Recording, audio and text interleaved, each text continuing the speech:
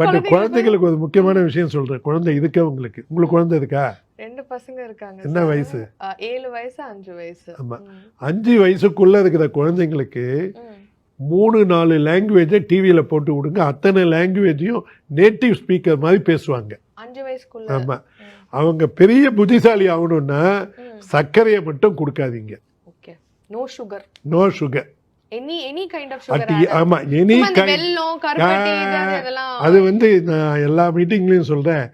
தங்க கத்தியா இருந்தா என்ன, சில்வ கத்தியா இருந்தா என்ன, துதுபுட்ச கத்தியா இருந்தா என்ன, வயிற்றுல குத்துனா செத்துடுவீங்க. அதனால இந்த சர்க்கரைக்கு 68 பேர் இருக்கு. அதுக்கு மேலேயும் இப்போ பேர் வந்திருக்கும். கூகுளில் சர்ச் பண்ணுங்க. எந்த சர்க்கரையும் சாப்பிடாதீங்க. Simple take. Sugar is a poison.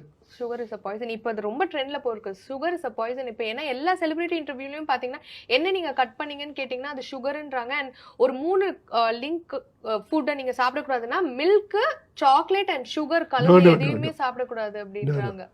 Chocolate வந்து டார்க் கொக்கோ பவுடர் வந்து ஹை பாலிஃபெனால். ஹார்ட்டுக்கு இது வரைக்கும் உலகத்திலேயே அப்ரூவ் பண்ண சப்ளிமெண்ட் ஒன்னே ஒன்று தான், டார்க் கொக்கோ பவுடர்.